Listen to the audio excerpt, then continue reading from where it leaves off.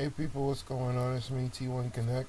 I'm gonna show you a little thing of my rooted G1 running Android 1.5. It's a real quick video. First of all, they changed the way the lock code looks on the screen. It's a little bit darker than it normally is, but you know, works fine. It's a little bit different too, so you can see there's a little bit, the lines are a little bit thinner. And there's no difference in speed or anything, everything still stays the same. That's the startup screen. I don't know what the hell's going on with my blasted laptop that you can't see it so good. I could try to turn down the screen, just the brightness on the screen, but I don't think it's going to make that much of a difference, but let's give it a shot anyway. And it's down. Let's take a look. Hey, that's not that bad. Alright, here's the menu. As you can see, they've added a few things in here. Including the orientation, the animation.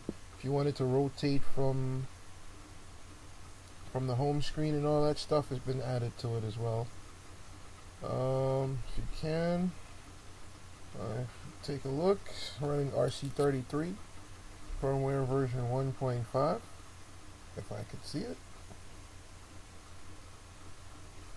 That's supposed to be the 1.5. And get a little bit closer.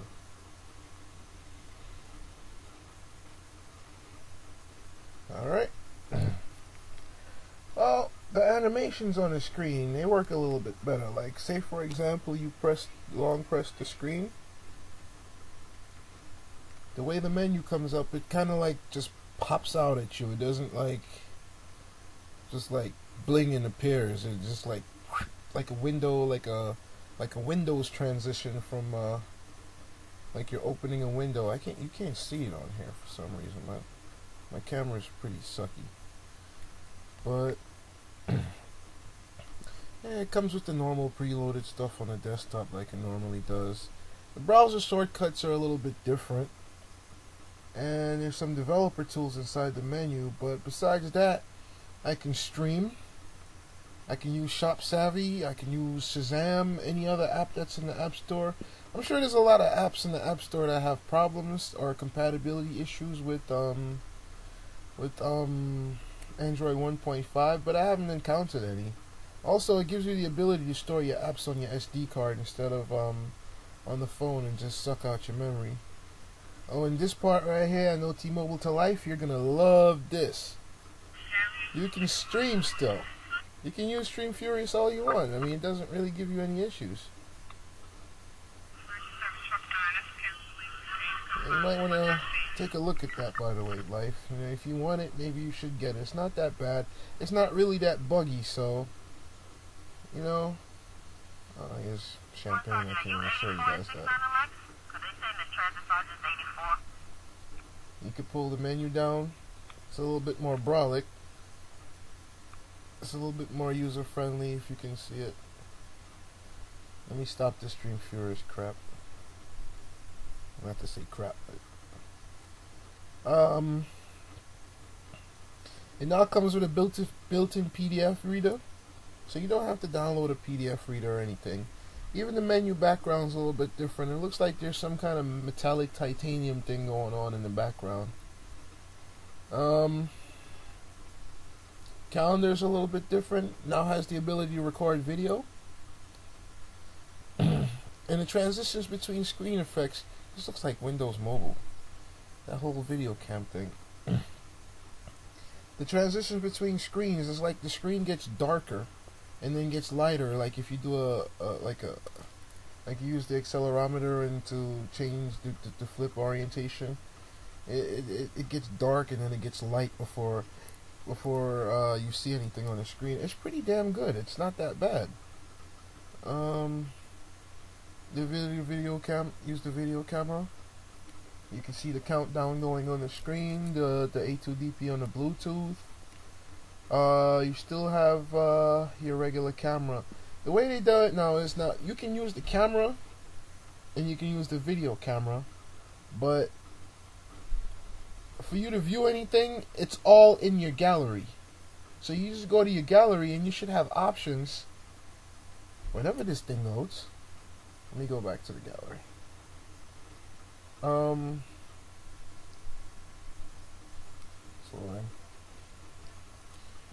See, here you have video on this side, and then you could do pictures on this side.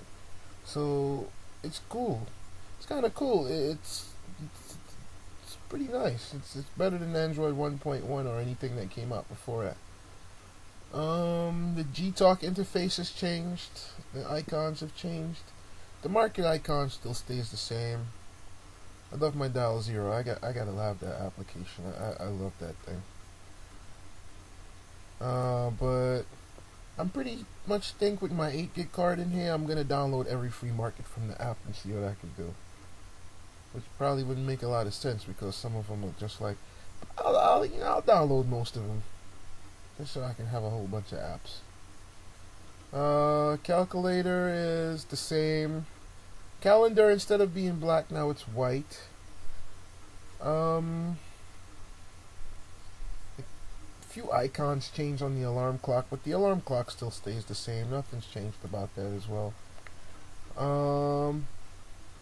After install, you get the same amount of megabytes, the same amount of storage space as you would when you install Android 1.1. There's nothing that much different about it.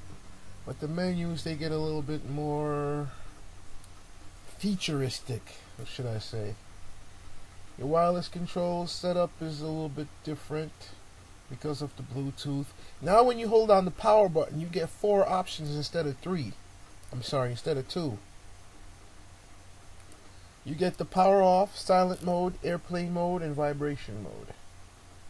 If you could see it. Damn this damn laptop. And this screen. Sorry, I'm using my Fios remote. Turn off the damn set top. I don't know if you can see it. That's the power off menu. Looks just like any other regular menu. Like you see, it got a little bit bigger, although you can't see the words on the screen. Call settings stay the same. Additional call settings are added. Mobile and network operators are added. And you can see that part. Everything stays the same.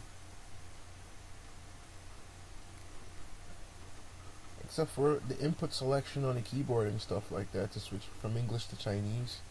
But I don't think that's a normal Android thing. I mean, if it was a normal Android thing, I don't think it's a normal Android thing. I just don't. Besides that, the phone works pretty good. I like the transitions and the animations that it makes. One thing, when you're in landscape view, you can't touch anything on the bottom of the screen. None of the icons down here can be touched. Whatever you touch down there is going to automatically bring up the menu. So it wouldn't make any sense, So for those of you who's going to use your G1 in landscape view, make sure that around the menu area, please move your icons up a little bit so you won't, when you touch any of them, it doesn't bring up the menu. Oh my god, I forgot to show you guys the keyboard. There you go. The Android keyboard. I was expecting it to be black, but I guess in this 1.5 build it's silver. And if anybody else decides to make anything black, then I guess they can change up the colors.